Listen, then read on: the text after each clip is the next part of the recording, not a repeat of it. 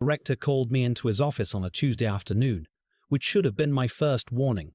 He never scheduled meetings on Tuesdays. Tuesdays were for budget reviews and vendor calls. Tuesdays were not for the kind of conversation that ends a 22-year career. He leaned back in his chair and said, "Vince, I'm going to be straight with you.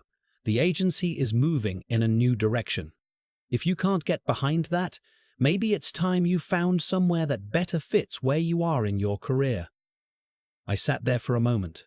Just sat there for a moment. 22 years of federal contracting work, 2 agency commendations, a clearance level that took 3 years to earn, and he was talking to me like I was a liability he needed to offload before the next quarterly review. I said, "I appreciate you being direct, Gerald." Then I stood up, shook his hand, walked back to my office, and started making calls. I want to tell you how I got to that Tuesday afternoon, because the ending only makes sense if you understand what came before it. I started with the agency fresh out of graduate school, systems analysis, federal track, GS9 entry level.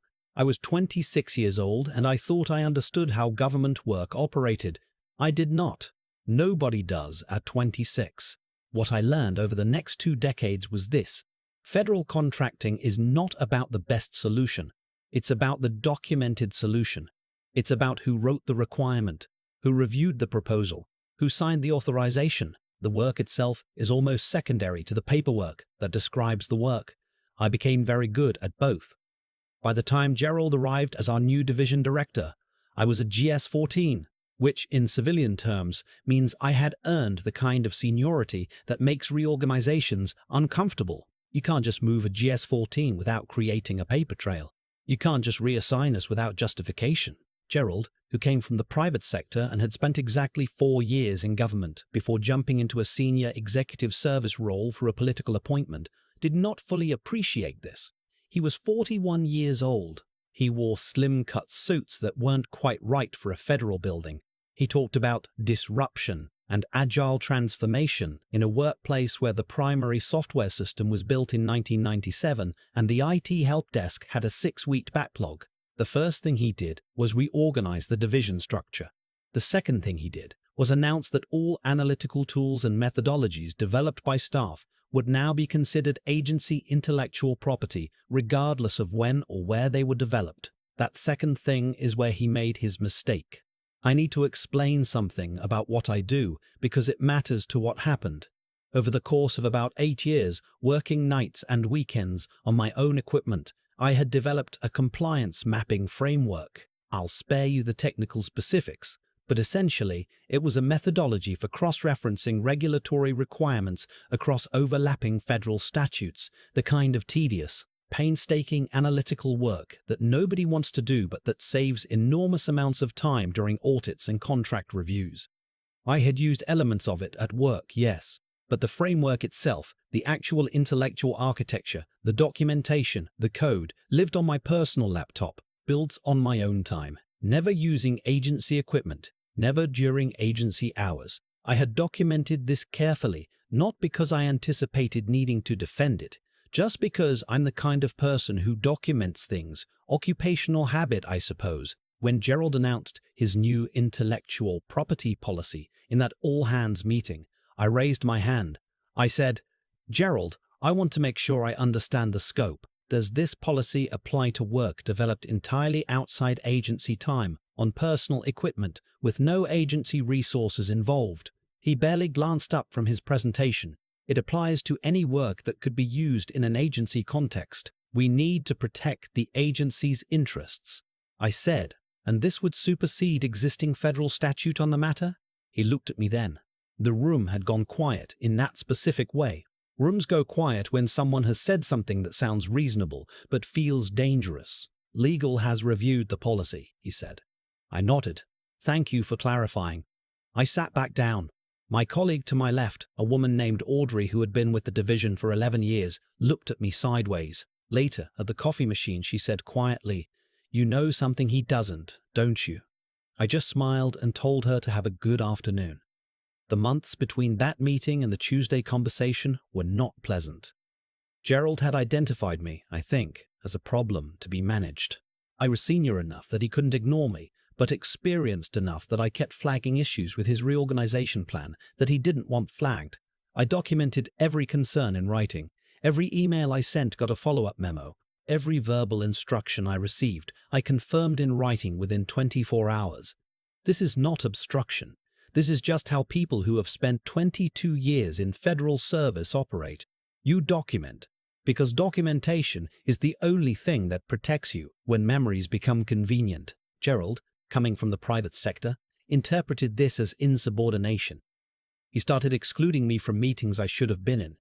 He redistributed 2 projects I had managed for years to junior staff without explanation. He had 3 conversations with HR about my attitude, all of which I became aware of because HR is not as confidential as people assume when you've been in an office long enough to know people. I said nothing.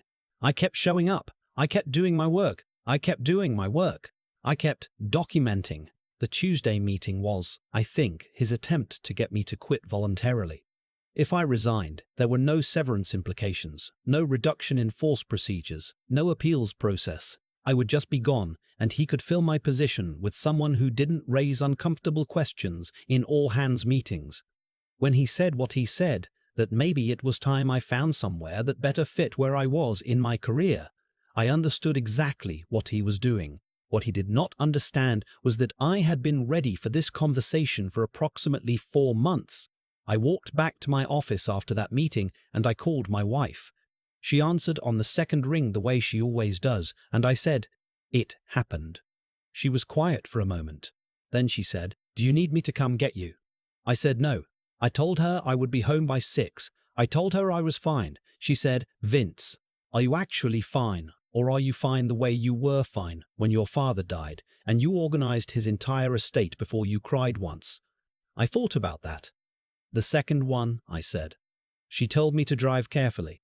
I spent the rest of that afternoon doing 2 things. First, I completed every task on my plate with full documentation and transferred everything properly to the appropriate staff members. If Gerald wanted me out, he was getting a clean handoff. I was not going to leave anything that could later be characterized as negligent. Second, I called a federal employment attorney whose name I had been carrying in my phone since February. Her name was Renata, and she had spent 15 years at the Department of Labor before going into private practice. She did not sound surprised when I explained the situation. "The intellectual property policy," she said. "Tell me about that." I told her. I told her about the framework, the 8 years of documentation, the personal equipment, the timestamps on every file, the fact that I had never once accessed it from an agency computer or during agency hours. I told her about the all-hands meeting and the exchange with Gerald. I told her I had saved that exchange in writing because I had followed up by email that same afternoon to confirm my understanding of the policy's scope, and Gerald's office had replied with a 1-line confirmation. Renata was quiet for a moment. Then she said, "That email reply is extraordinary."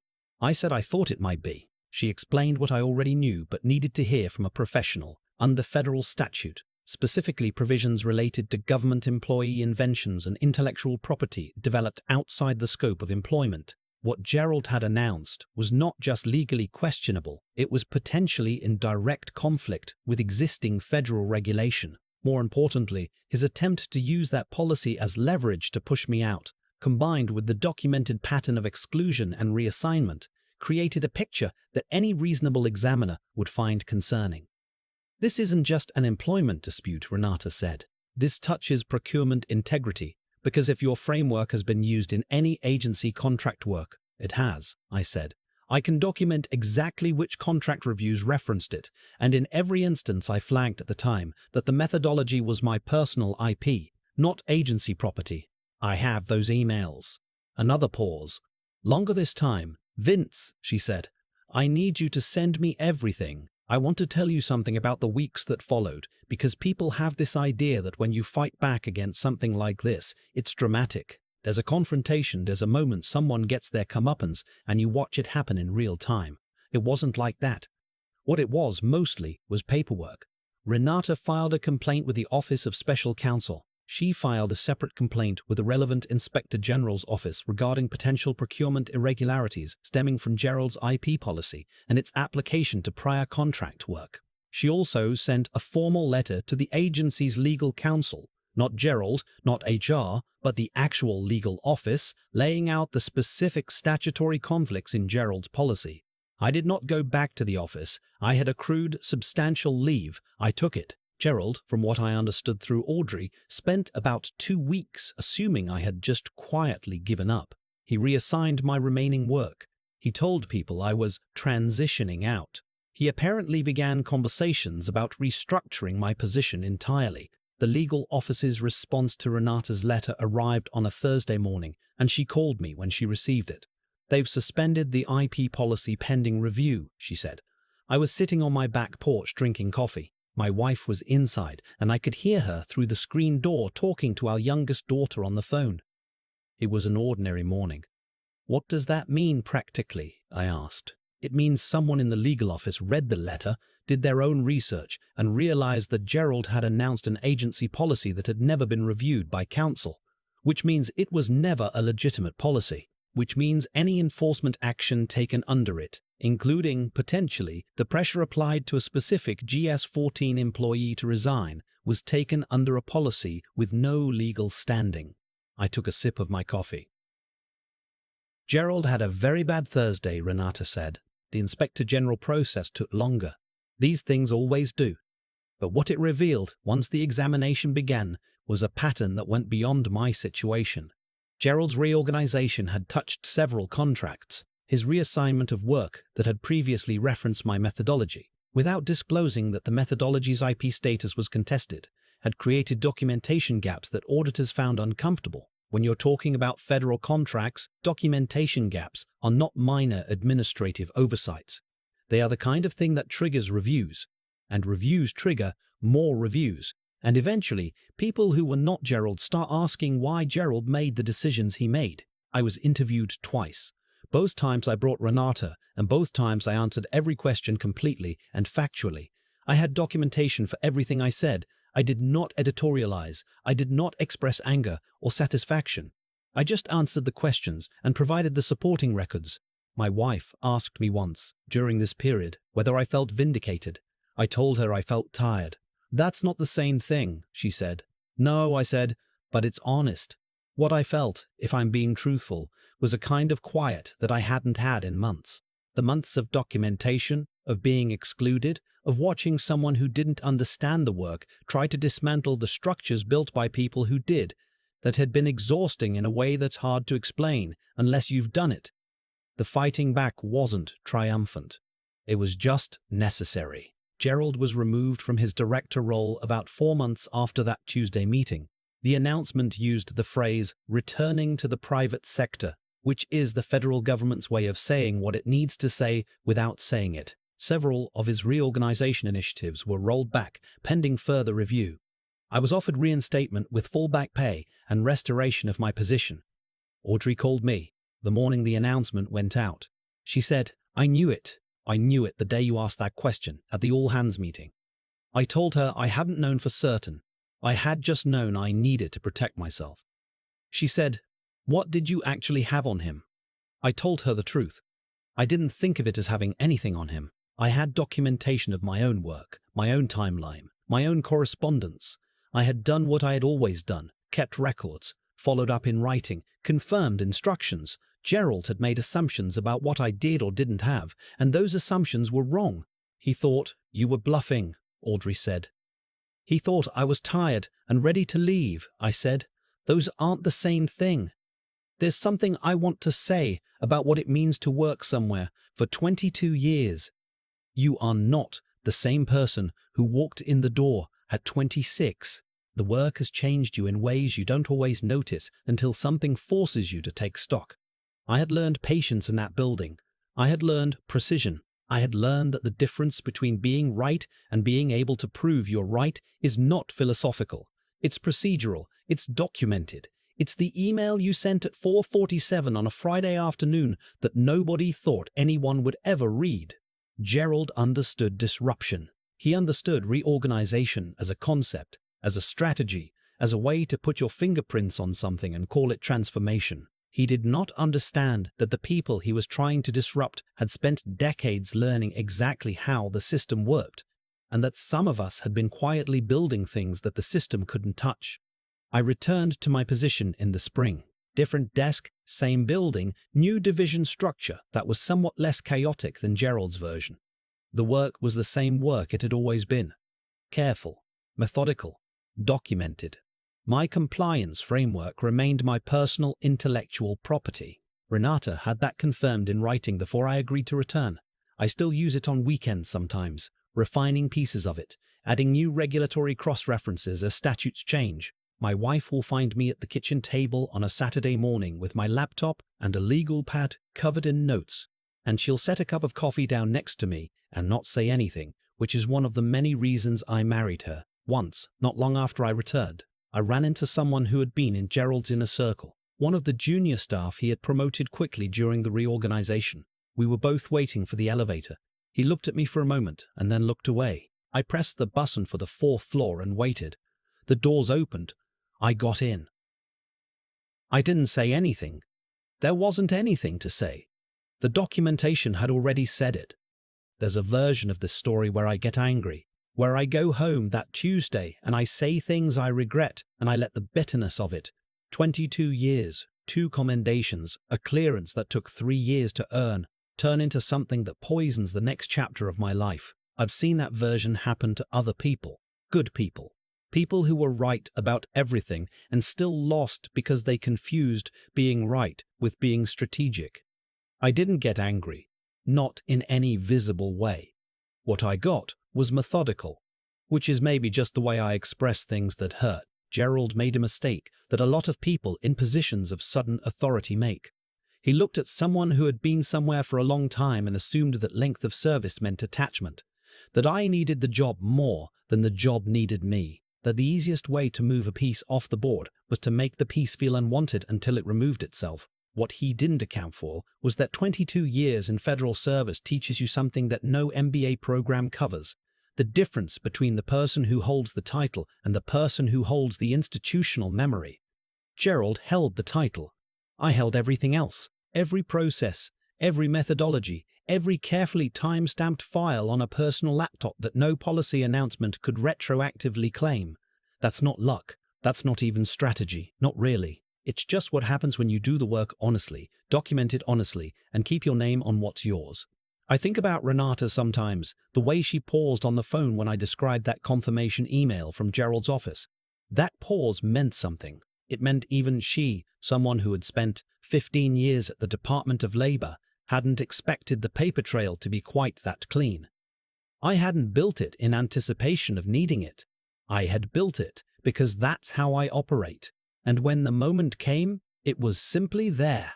That's what I'd want someone to take from this, if there's anything to take. Not that you should be paranoid. Not that every workplace is a battlefield and you need to document everything out of fear, but that there is a quiet kind of strength in doing your work with integrity from the beginning, in keeping your name on what you built, in following up in writing, not because you're suspicious, but because clarity is a form of respect for yourself and for the people you work with. Gerald's problem wasn't that he was ambitious. Ambition is fine. His problem was that he mistook other people's patience for weakness. He saw Audrey's 11 years of institutional knowledge and called it stagnation. He saw my careful documentation habits and called it obstruction. He looked at people who understood the system deeply and assumed that depth made them slow when really it made them stable in ways he couldn't measure. The things that look like stubbornness from the outside are sometimes just endurance from the inside.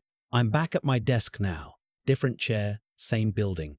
The work is the same work it has always been. Careful, incremental, documented. My compliance framework is still mine. Renata got that in writing before I agreed to return, and I keep a copy of that agreement in the same folder where I keep everything else that matters. My wife asked me, after all of it was settled, whether I felt like I'd won. I sat with that question for a while before I answered. I told her I felt like I'd stayed myself through something that was designed to make me into someone smaller, and that, more than any outcome, is what I was trying to protect.